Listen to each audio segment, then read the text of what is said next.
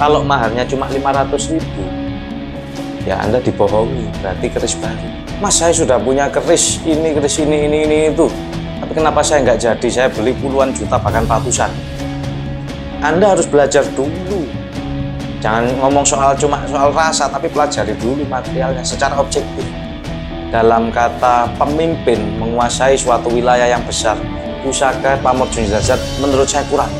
Dan saya seorang yang biasa sebenarnya tidak pantas memegang pusaka sekelas ini. Buddha, singa melambangkan keberanian, kekuatan, dan suatu kemenangan. Orang partai, saya mahari 25, 30, belum saya lepas pusaka. Terus barong sepuh gini Anda tawar 5 juta, 10 juta, tidak mungkin dapat. Yang Anda dapat pasti keris barong kamar dikan. Jadi Anda logikanya harus main dulu gitu loh. Jangan goblok, jangan ngawur, jangan rahayu, salam budaya, salam pecinta pusaka untuk semua saudaraku yang ada di Indonesia ataupun yang ada di luar negeri. Kembali lagi bersama saya Vicky Wijaya. Kali ini saya akan membahas 5 pusaka yang menurut saya masterpiece, paling dicari orang. Apalagi tahun-tahun ini kita sudah mendekati tahun pemilu, pemilihan kepala presiden, kepala bupati, kabupaten ya, juga caleg-caleg yang ingin menjadi DPR provinsi maupun pusat. Banyak beberapa teman-teman maupun beberapa pejabat yang menghubungi saya menanyakan, konsultasi, sharing. Mas, saya sudah punya keris ini itu, tapi kenapa saya nggak jadi? Saya beli puluhan juta bahkan ratusan. Begitu infonya dari beliau-beliau. Kita kembali lagi kepada hakikat hidup manusia dalam fokus kepemimpinan. Apa sih kepemimpinan itu dan bagaimana cara memimpin yang baik? Bagaimana cara mendapat wahyu kepemimpinan agar bisa memimpin masyarakat, daerah ataupun pusat dengan baik. Di dunia perkerisan banyak filosofi keris yang dicari. Orang cari keris Junjung Derajat, Sangkelat, Sabu Inten, Singo Barong, Nogorojo untuk menunjang suatu spiritual yang sifatnya menunjang daya kepemimpinan mereka tadi. Tetapi kembali lagi kepada kita sendiri. Yang dimaksud seorang pemimpin yang bisa memimpin suatu wilayah ataupun memimpin suatu masa adalah seseorang yang bukan cuma memiliki kerisnya para pemimpin, tetapi memiliki jiwa, pengetahuan, dan filosofi kepemimpinan itu sendiri harus dipegang teguh dan diterapkan. Seperti contoh konten saya sebelumnya, ketika saya mendapat sebuah keris yang bermakna kepemimpinan yang cukup tinggi, yaitu 8 hasta berata dari Mpu Fanani. Ya, teman-teman mungkin juga banyak, meskipun pemimpin itu wilayah, skalanya bukan cuma pemimpin wilayah, tetapi kita minimal harus bisa memimpin diri kita sendiri. Karena kita sebagai manusia punya nafsu, punya emosi, punya keinginan. Dan untuk memimpin, mengendalikan diri kita sendiri, kalau sudah kita bisa, barulah kita bisa memimpin keluarga. Ketika kita bisa memimpin keluarga kita dengan baik, barulah kita bisa memimpin suatu masa yang lebih banyak lagi, misalnya lingkungan, bupati, sampai wilayah yang lebih tinggi, provinsi, hingga pusat. Yang dipegang teguh bukan cuma kita mempelajari, tapi kita menerapkan. Jadi melakukan ilmu kepemimpinan dari mbah-mbah kita dulu, banyak teorinya, termasuk teori-teori baru dari budaya Eropa, Barat, Cina, itu banyak teori kepemimpinan, banyak macamnya, banyak jenisnya. Kalau cuma sekedar dipelajari tidak mungkin bisa Anda memimpin, karena belajar itu adalah terus-menerus sepanjang hidup menurut saya. Saya berkata begini bukan saya menggurui atau saya pandai, saya sendiri masih belajar terus. Tapi kita hasil sharing-sharing dengan para sesepuh, senior, pejabat yang sudah menjalankan jabatannya, keluh kesahnya di dunia pejabat bagaimana, keluh kesahnya caleg-caleg yang nggak jadi ataupun yang sudah jadi itu bagaimana. Kita banyak mengetahui, membaca, membaca situasi, pengalaman maupun konsep-konsep yang mereka jalankan. Kembali lagi ke pusaka, pusaka yang paling dicari adalah biasanya adalah berpamor junjung derajat. Seperti apa pusaka junjung derajat itu? Saya di sini sudah punya beberapa pusaka junjung derajat yang dipercaya tuahnya untuk wahyu kepemimpinan. Tapi menurut saya pribadi belum.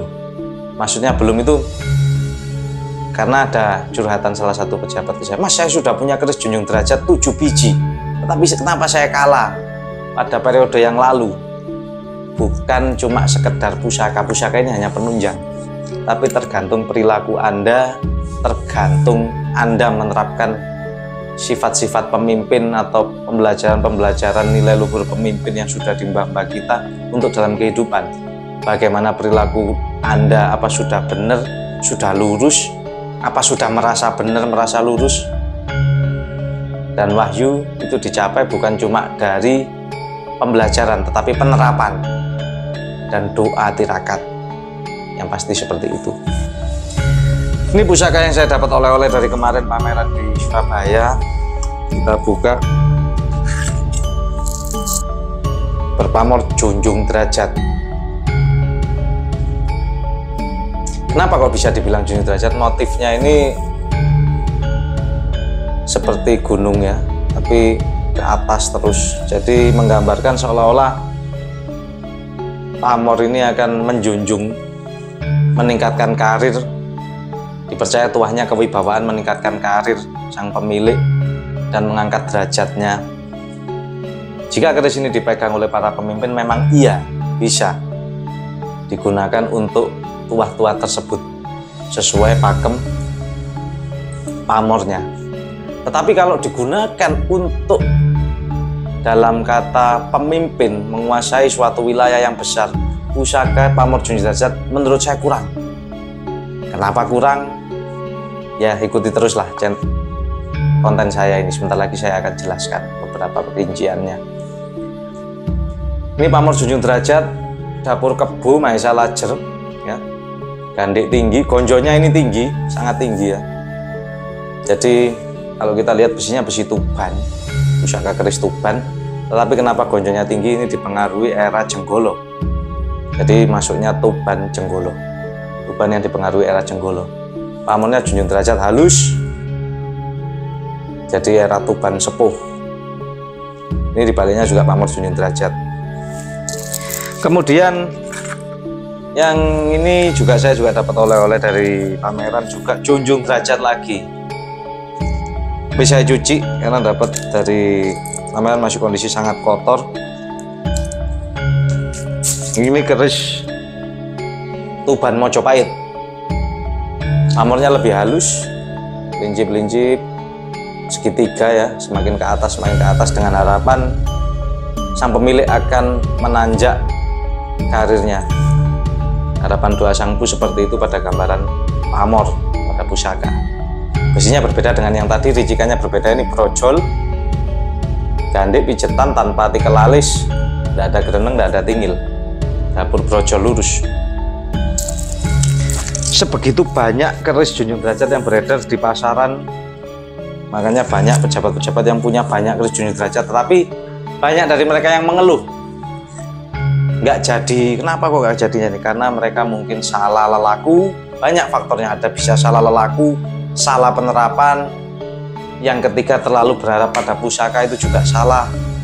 Meskipun Anda punya keris bagus-bagus, tapi kalau perilaku Anda salah, saya pastikan nggak mungkin bisa jadi pemimpin yang baik. Apalagi mendapat wahyu. Dan mungkin guru-guru spiritual Anda juga bisa salah juga mengarahkan. Pokoknya cari junjung derajat. Bukan seperti itu. Ada pusaka satu nanti yang memang bisa benar-benar mendatangkan wahyu untuk menjadi pemimpin atau penguasa di suatu wilayah. Ini juga junjung derajat. Ini tangguh belambangan karena nyekrak. Pamornya masih sangat utuh, tertata sampai atas. Di tengah sini ada pamengkang jagat, yaitu lubang yang tidak disengaja. sebegini banyak keris junjung derajat milik saya yang saya dapatkan. Ada dari hunting, ada dari pameran, ada dari ex kolektor.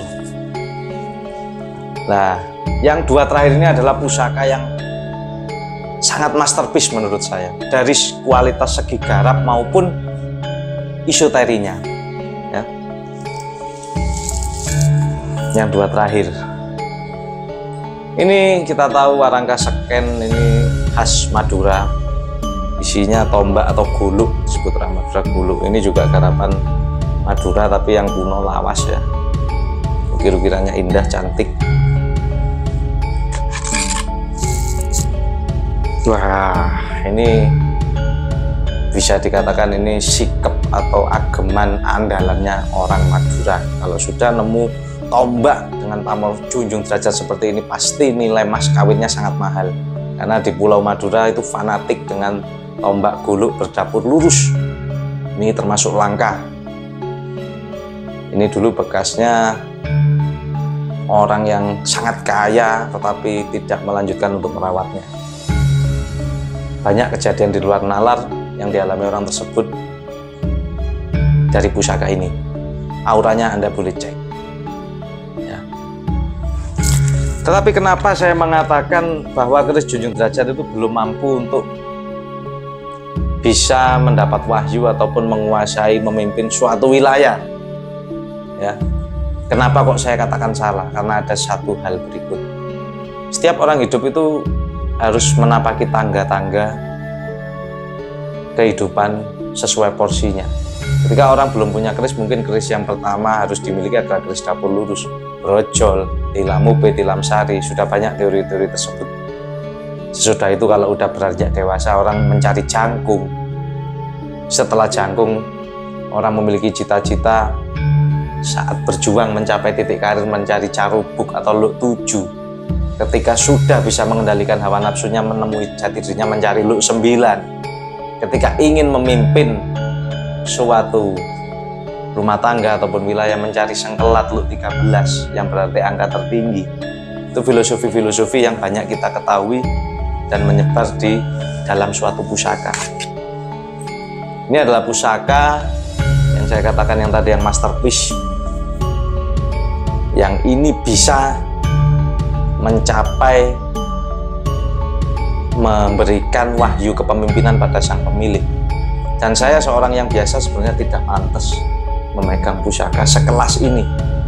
Jangankan bupati, jangankan cuma sekedar DPR, wali kota ataupun menteri pun saya rasa ini pantas memegang pusaka ini. Dan selayaknya pusaka ini di tangan orang yang tepat. Kalau Anda seorang bukan pejabat, seorang pengusaha, mungkin perusahaan besar yang Anda pegang, Anda mampu tuah atau power pusaka ini menunjang daya kepemimpinan Anda. Kalau kita lihat warangannya adalah warangka Jogja, ini pendoknya perak, handle-nya gading gajah. Kita sebelum membahas isoteri, kita bahas secara objektifnya dulu. Ini warangkanya Timoho, pendoknya perak. Untuk nilai mahar sebuah gadingnya saja, gading handle-nya saja seperti ini, Anda boleh cek di pasaran di Jogja, Solo. Ini model handle-nya saja, gadingnya ini pasarannya sudah di angka 6 juta sampai 10 juta rupiah, tergantung garap detailnya. Dengan detail garap sedetail ini, ukiran yang ngerawit, kita tahu gading gajah adalah sudah dilindungi. Kalau kita beli gading, kita bisa kena polisi karena itu adalah hewan yang dilindungi. Sedangkan kalau pada pusaka seperti ini adalah perabotan. Ini juga suatu simbol tanda bahwa pusaka ini miliknya kaum bangsawan. Sejak zaman dulu kerajaan, gading gajah adalah dikategorikan barang mewah, barang langka. Ya. Pendoknya ini perak tapi bekas disepuk emas, tapi ini belum kita tes lagi. Saya khawatir ini adalah emas putih. Kalau yang pasti ini bukan kuningan ataupun bukan alpaka, bukan.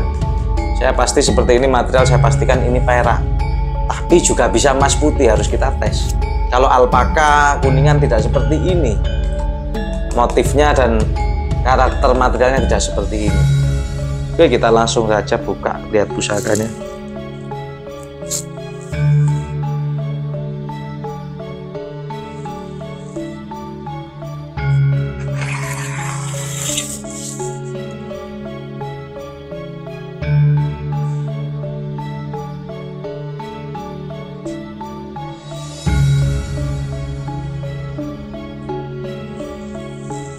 Ini adalah yang dinamakan keris dapur Singo Barong. Banyak orang bertanya, kenapa kok bisa ada keris Singo Barong di era keris Mojopahit? Ini eranya keris Mojopahit. Ya, jadi kita harus belajar sejarah, belajar kebudayaan, bahwa singo itu sudah sejak sebelum Mojopahit itu sudah ada, masuk kebudayaan di Nusantara.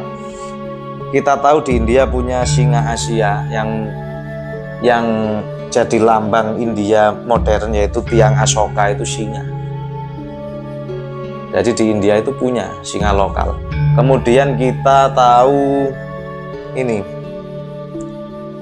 Narasima yang setengah singa setengah manusia dalam kebudayaan agama Hindu, itu yang menjadi jelmaan Dewa Wisnu, ya saudaraku. Kemudian kita tahu lagi ini Saraba yang disebut jelmaan Dewa Siwa dalam Hindu. Sedangkan dalam Buddhis, agama Buddha, singa melambangkan keberanian, kekuatan, dan suatu kemenangan. Jadi sejak era Hindu Buddha sebelum Majapahit itu sudah ada. Bahkan kita tahu di Candi Borobudur ada relief singa yang menjadi simbol penjaga. Di Candi Kidal Malang ada relief singa sebagai penjaga, simbol penjaga. Dan singa sendiri juga sejak dulu dijadikan sebagai gelar. Ada gelar Narasingamurti, yaitu kakek dari Raden Wijaya, pendiri kerajaan Majapahit. Itu adalah gelar penguasa. Maka kenapa saya katakan kalau orang mau menjadi caleg, mau menjadi pemimpin di suatu wilayah, bupati, wali kota, provinsi, sebenarnya yang dicari bukan keris Junjung Derajat. Anda salah total. Yang dicari ya keris Singo Barong yang cocok. Kenapa sih singo? Tadi sudah saya jelaskan. Singa ini adalah lambang keberanian, kemenangan, dan singa sendiri dalam kitab Negara Kertagama adalah disebut sebagai raja hutan, raja, sang penguasa raja, sang penguasa wilayah. Maka dari itu saya lebih menyarankan beberapa pejabat ataupun caleg ataupun calon pemimpin, calon bupati, carilah keris Singo Barong. Dengan catatan Anda sudah punya keris brojol, tilamukit, tilam sari, baru Anda cari Singo Barong yang original. Karena apa? Yang banyak beredar Singo Barong itu yang tidak original. Beda, rasanya beda, auranya berbeda. Itu kalau ngomong soal rasa yang tidak kelihatan. Tetapi yang bisa dilihat itu pun juga beda. Materialnya, garapnya, jenis besinya. Anda harus belajar dulu. Jangan ngomong cuma soal rasa, tapi pelajari dulu materialnya secara objektif. Sesudah itu baru tahapannya ini penyatuan spiritual. Setelah materialnya kita pelajari benar, penyatuan spiritual dan memahami makna-makna yang terkandung, makna ajaran budi luhur kita Jawa mulai Mojopahit, Singosari, makna kepemimpinan, dan kita terapkan. Dan kita juga doa untuk memohon wahyu pertolongan dari Sang Pencipta. Dan yang paling penting, Anda harus menjaga perilaku Anda. Baru saya bisa pastikan Anda akan menang, jadi mendapat wahyu suatu kepemimpinan. Kalau Anda masih ditunggangi rasa nafsu dan rasa ini ya, keinginan menjabat suatu pemimpin, ini apa sih tujuannya? Kalau Anda masih di dalam pikiran Anda, batin Anda masih belum bisa mengendalikan, memimpin diri Anda sendiri, saya pastikan Anda tidak mungkin bisa jadi, apalagi mendapat wahyu kepemimpinan. Jadi pusaka yang cocok untuk para pemimpin yang bentar lagi akan nyalon yaitu Singo Barong. Apa sih filosofi Singo Barong? Ya ini filosofinya adalah penguasa. Daya powernya memang untuk menguasai wilayah. Ini Singo Barong dengan dapur Luk 5. Kenapa di mulutnya ada mut-mutan batu permata merah, batu rubi? Ini bukan batu jenangan, sudah saya tes kekerasannya. Batu rubi tertancap di dalam mulutnya. Karena sang penguasa itu mulutnya itu sangat berpengaruh. Jadi melambangkan singa ini dengan mulut permata merah, mulut yang bisa mengendalikan massa, bersinar merah, itu lambang keberanian, lambang kata-kata yang tajam. Jadi kata-katanya seorang pemimpin itu harus berwibawa. Dipercaya lagi, tuah keris Singo Barong bukan cuma menambah kewibawaan, menunjang spiritual kepemimpinan, bukan cuma menjadikan sang pemilik itu mendapat wahyu kekuasaan di suatu wilayahnya, tetapi keris Singo Barong ini juga memiliki daya perlindungan yang sangat kuat, istimewa. Namanya pemimpin sejak era dulu itu harus sinisian wahyu, harus sakti, harus peka. Karena apa? Memimpin suatu wilayah itu bukan cuma membutuhkan teori-teori itu tadi. Tidak cukup Anda mempelajari semua teori dari Barat, Cina maupun Jawa. Kalau cuma Anda teori tanpa praktek, tanpa ilmu, tanpa penunjang, tidak cukup. Tidak mungkin bisa. Karena kita hidup di Pulau Jawa, di Nusantara. Dari dulu nenek moyang kita, leluhur kita, ini menjadi simbol pusaka dan jati diri bangsa. Nanti setelah di akhir video akan saya detailkan satu persatu. Anda boleh amati detail objektif materialnya. Pusaka yang saya bahas ini benar apa enggak? Pusaka yang saya bahas ini pusaka baru atau pusaka sepuh asli?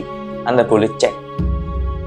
Dan saya tidak mau ngomong terlalu muluk-muluk tinggi-tinggi, tetapi ini saya katakan ini adalah pusaka masterpiece Singo Barong Mojopahit awal dengan pamor Posputa yang melambangkan berkah kerezekian. Jadi tuah dari pusaka ini bukan cuma untuk menguasai wilayah, bukan cuma untuk menunjang spiritual daya kepemimpinan, tapi juga memberikan berkah kepada sang pemilik.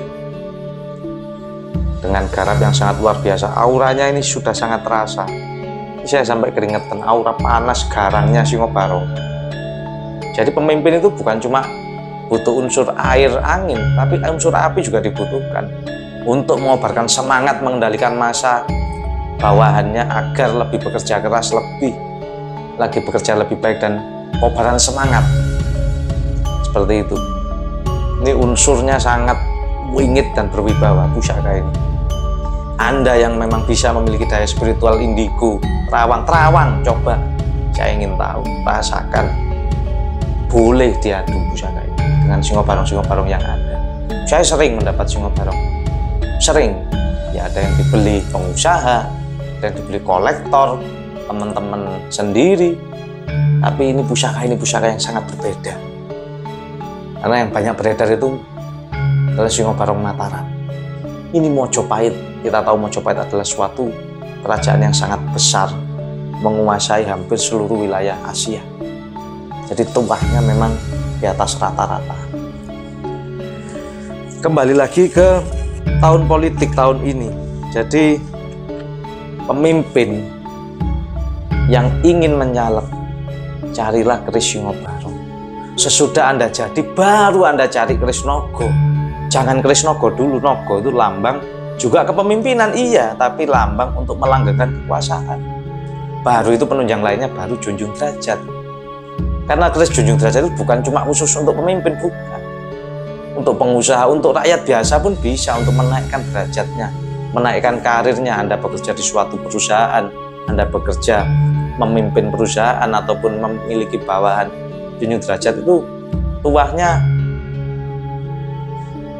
ini cocok untuk siapapun, kecuali untuk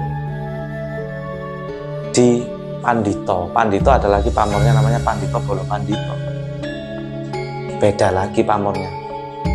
Jadi model ujungnya itu cuma di ujungnya aja. Tidak seperti Junjung Derajat yang dari bawah ke atas. Tapi beberapa buku memang kita kalau lihat literasi juga bisa bingung juga. Ada pamor rojo abolo rojo, raja berteman raja, mirip sekali dengan Junjung Derajat. Jadi tapi tuahnya sama, jadi tergantung kita penyebutannya seperti apa, monggo bebas. Tapi untuk mewujudkan itu pelajari lagi filosofinya. Apa yang harus kita lakukan untuk bisa memimpin massa, untuk bisa menaikkan derajat itu apa? Itu yang penting. Meskipun Anda punya pusaka banyak, kalau tidak memahami itu dan tidak menerapkan, akan nol. Apalagi Anda sudah merasa pinter bisa, akan nol. Karena hidup ini adalah terus belajar. Tidak ada yang pinter dalam tosan aja ataupun dalam kehidupan. Kita terus belajar, terus menerus. Makanya ada ilmu padi, semakin berisi semakin merunduk, semakin tidak merasa pinter. Seperti itu. Ya mungkin itu yang bisa saya bahas. Kita bahas singkat aja, nanti kita akan detailkan materialnya di ujung video ini. Jadi untuk para teman-teman pejabat, makanya saya buat konten ini karena beberapa pejabat kecil dari kepala desa, lurah sampai DPR banyak yang tanya ke saya, telepon, saya bukan siapa-siapa, saya hanya mempelajari budaya-budaya yang sudah ada dan bagaimana yang baik dan bagaimana pengalaman-pengalaman yang sudah ada kita sharingkan di konten ini untuk edukasi, menambah wawasan. Jadi carilah pusaka Singobarong dulu untuk siapa yang mau mendapat wahyu kepemimpinan, bukan cuma kerisnya, tapi terapkan nilai-nilainya dan tirakatlah di jalan yang lurus, jagalah perilaku. Nah, untuk lebih detail ya kita memang harus ngobrol secara privasi, karena ini masalah seperti ini adalah masalah privasi, tidak bisa kita florkan semuanya di konten karena tiap orang memiliki pemahaman masing-masing dan berbeda, nanti malah kacau. Nilai mas kawin pusaka Junjung Derajat yang ori sepuh seperti ini saja, kalau maharnya cuma 500.000, ya Anda dibohongi, berarti keris baru. Karena yang sepuh seperti ini sudah langka, saudara. Dan kita berbicara pasaran aja wis, jangan ngomong nilai mahar, pasaran di teman-teman bakul perkerisan kayak gini tidak boleh 1 juta.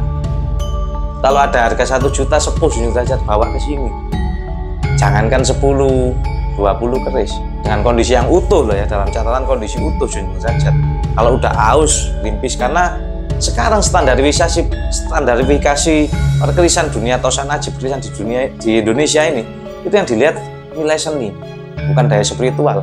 Kalau kita ngomong daya spiritual nanti keris bisa tidak masuk akal harganya. Cari keris yang bisa terbang, cari keris yang bisa gini. Anda dipermainkan dengan trik-trik omong kosong itu tadi. Jadi dalam memahari keris itu yang pertama Anda lihat dulu kerisnya sepuh apa enggak, kualitasnya bagaimana, maharnya sesuai apa enggak, masuk akal apa enggak, logikanya masuk apa enggak. Sesudah itu baru Anda berbicara doa, energi, penyelarasan energi. Jadi kita ngomong yang masuk akal, logika aja. Kalau sudah nggak masuk akal, jangan diteruskan, nanti Anda keblondrok nggak karu-karu. Nah, seperti itu. Ya ada keris yang harganya ratusan juta ada, bahkan miliaran ya ada, tergantung kualitas pusakanya. Seperti ini contohnya keris Singobarong. Keris Singobarong sepuh gini Anda tawar 5 juta, 10 juta, ya tidak mungkin dapat. Yang Anda dapat pasti keris Singobarong Kamardikan. Jadi Anda logikanya harus main dulu gitu loh. Jangan goblok, jangan ngawur, jangan asal gitu itu. Logikanya dulu. Yang kedua baru ngomong rosok. Kecuali Anda dapatnya itu dikasih sesepuh, dikasih di orang desa, ya mungkin bisa Anda dikasih aja dengan kualitas keris seperti ini, bisa dikasih aja, bukan tidak mungkin bisa. Tapi kalau Anda memahari, Anda memang menghargai dan menghormati leluhur Anda, tidak mungkin Anda memahari pusaka sekelas ini 5 juta. Ini jangankan 10 juta, 20 juta aja nggak saya maharkan ini. Mau cari di mana? Saya pengen tahu. Sangat sulit cari kayak gini. Yang ori kayak gini dengan kondisi warangka original, kondisi sebenarnya sulit. Kemarin di Surabaya banyak yang nawar, Mas, ada salah satu orang partai, saya mahari 25, 30, belum saya lepas pusaka ini. Berarti nggak paham beliau dengan kualitas pusaka ini, nggak menghargai. Gitu loh. Bukan ini masalah saya ingin laku mahal, bukan. Saya sendiri memahari ini juga memantaskan, saudara. Memantaskan sesuai kualitas pusakanya. Dan saya lihat auranya ini sangat istimewa. Kalau saya sebenarnya nggak pantas pegang pusaka sekelas ini. Ini yang pantas bupati, minimal itu. Bupati kurang, kurang tinggi lagi. Wali kota pun nggak masalah, DPR, karena kualitas pusaka dan dayanya ini, kepemimpinannya sangat tinggi, kewibawaannya tinggi. Sedangkan saya bukan siapa-siapa, mungkin saya cuma mendapat wahyu lah, bisa mendapat pusaka sekelas ini, dan bisa mendapat pusaka junjung derajat sebanyak ini. Dan ini keris sepuh semua. Sulit Anda cari junjung derajat aja sulit, jangan cari Sungo Barong dulu, cari junjung derajat aja sulit yang ori. Seperti itu. Ya mungkin itu teman-temanku ya, untuk ini pemahaman edukasi. Jadi banyak teman-teman yang akalnya ini tidak main. Mas, saya mau cari keris junjung derajat mahal 300.000, ya cari di desa aja, cari di dukun, di teman-teman sesepuh-sesepuh, biar Anda itu dikasih. Kita ini nyari pusaka hunting ini bukan cuma korban materi waktu, tapi juga tirakat malam. Ketika ada orang pesan, Mas saya carikan pusaka ini, saya bukan cuma cari di teman-teman, tapi kadang saya meditasi diem. Saya kirim doa ke orang pencari yang niat cari. Sampean budget mahar berapa? Segini. Oke, masuk akal. Saya cari meditasi, kadang maharnya di bawah dari harapan dia, di bawahnya. Mas saya punya uang 5 juta, Mas saya ingin nyari terus junjung derajat. Kadang saya dapat ketika saya kewahyuan tadi ya, saya meditasi memohon kepada Sang Pencipta mencarikan pusaka untuk Pak ini yang cocok. Kadang mahalnya dia nyiapin 5 juta, nggak sampai 5 juta, kadang-kadang udah 4 juta ini Pak. Kenapa? Berarti saya dapatnya maharnya di bawah itu, gitu loh. Jadi pusaka ini pakai logika Anda dulu, jangan ngawur, jangan asal. Kalau nggak paham belajarlah dulu, belajar dulu. Jangan karena pengen pusaka, belajar dulu, cari literasi.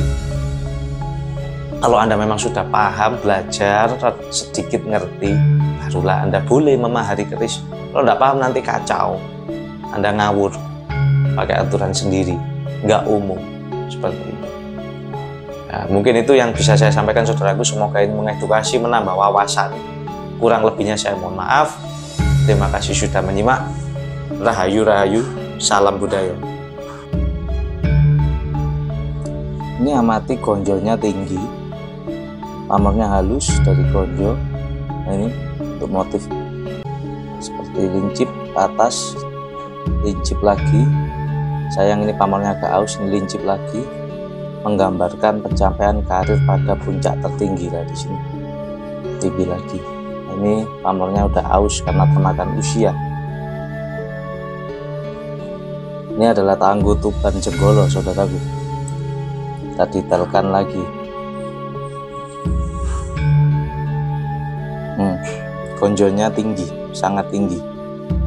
Isinya besi tuban, tapi dipengaruhi era-era Jenggolo, era tua, dengan gonjo tinggi. Detail pusakanya.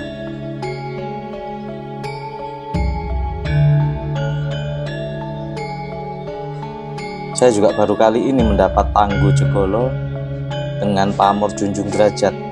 Tangguh Jenggolo, Tuban Jenggolo itu termasuk tangguh yang langka, saudaraku, karena gonjonya ini tinggi. Pamornya serat halus. Jadi di Tangguh Jenggolo ini, Tuban Jenggolo itu termasuk tangguh yang sepuh tua sebelum Mataram.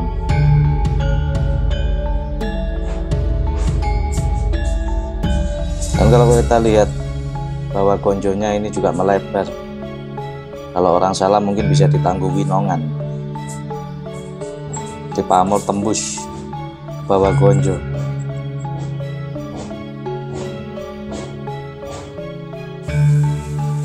Ini juga besi tuban, tapi ini tuban mojo. Ini kita lihat gonjonya udah kecil, nggak terlalu tinggi.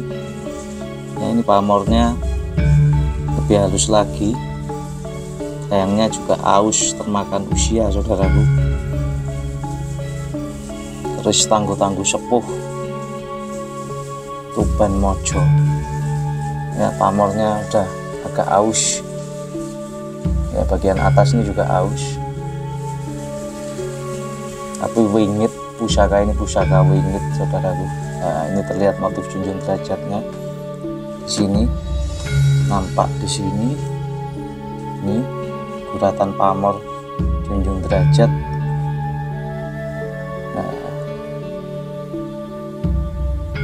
Untuk mencari pusaka yang seputus seperti ini sudah sulit, saudaraku.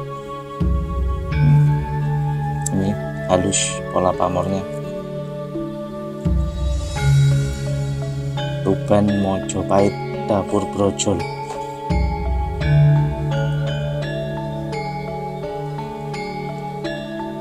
Besinya sepuh sekali, abu-abu kehijauan.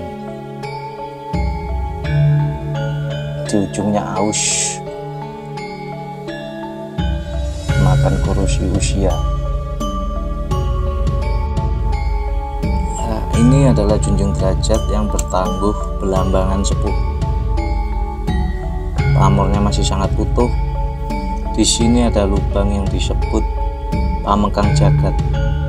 Lubangnya ini alami, tidak dibuat seolah-olah lubang dengan proses gerenda ini. Amati lekuannya. Jadi Pamengkang Jagat yang original seperti ini, tidak lurus, tegak lurus. Itu biasanya memang sengaja dilubangi. Kalau ini natural ya, saudaraku, natural. Pola pamor junjung derajat dengan pamor yang nyekrak, ciri khas salah satu empu di Belambangan. Masih sangat utuh pamornya. Nah, ini motif junjung derajat semakin ke atas. Nah, ini untuk mencari pusaka seperti ini juga sudah sangat langka, sulit, saudaraku. Ini bola motif junjung derajatnya ini, uratan pamor menata di suatu bila pusaka, melambangkan seolah-olah akan menaikkan derajat pemiliknya mencapai pada puncak karir tertinggi. Ini lubangnya, Pamengkang Jagatnya. Ini adalah junjung derajat Pamengkang Jagat. Gonjonya ini juga pamornya nyekrak sekali.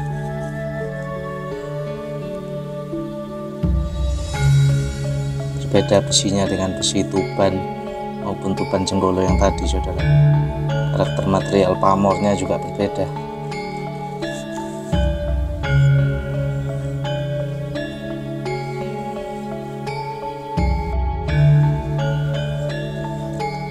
Di kalangan masyarakat Pulau Madura, tombak seperti ini, dapur lurus dengan pamor junjung derajat, sangat dikenal ampuh, saudaraku.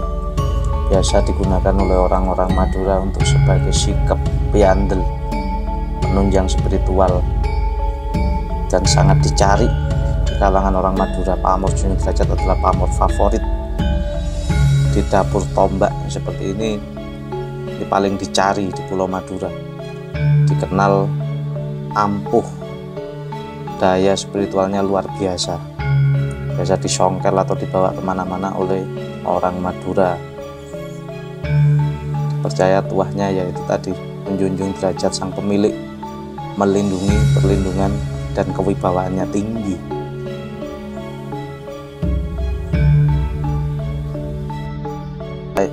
Ini yang saya anggap sebagai pusaka masterpiece. Lihat detail ukiran di handle-nya saja sudah seperti ini detailnya. Rawit, gading gajah,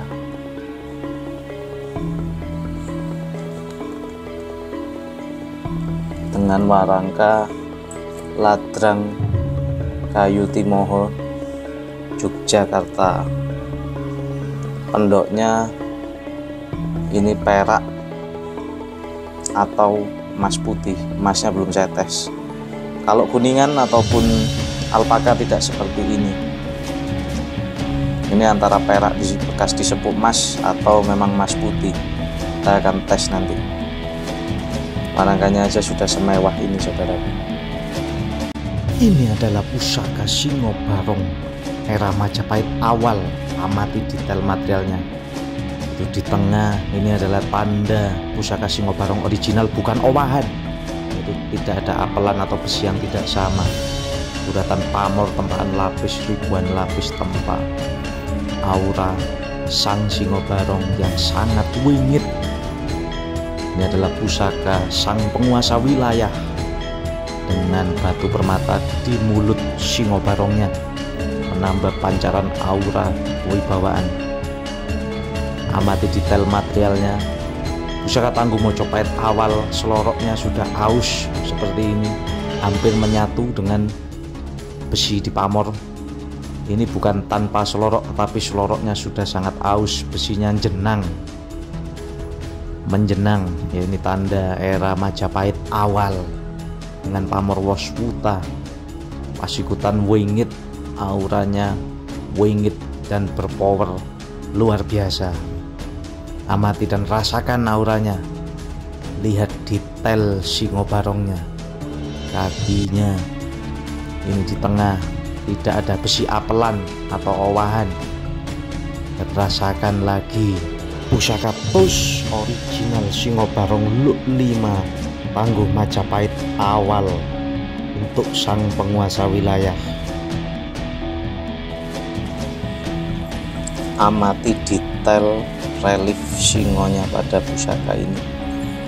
Pusaka Majapahit seperti ini ya, besinya. Ini sayangnya warangan lama. Detail di sini ekornya, detail bentuknya. Di sini ada selorok meskipun seloroknya udah aus. Jadi bukan tidak ada seloroknya, tapi selorok pusaka-pusaka Majapahit awal ini kebanyakan aus seperti ini. Serat tempa pamornya sekilas mirip Tangguh Mataram Senopaten, tetapi pasikutannya berbeda. Senopaten masih terlihat jelas seloroknya. Kadang-kadang pusaka Majapahit awal seperti ini, selorok udah terus usia. Dan amati lagi di gandik singonya ini. Ini serat tempa, pamor lapis, dan tengahnya ini besinya warnanya sama dengan besi yang atas. Yang tengah ini menandakan ini original Singobarong.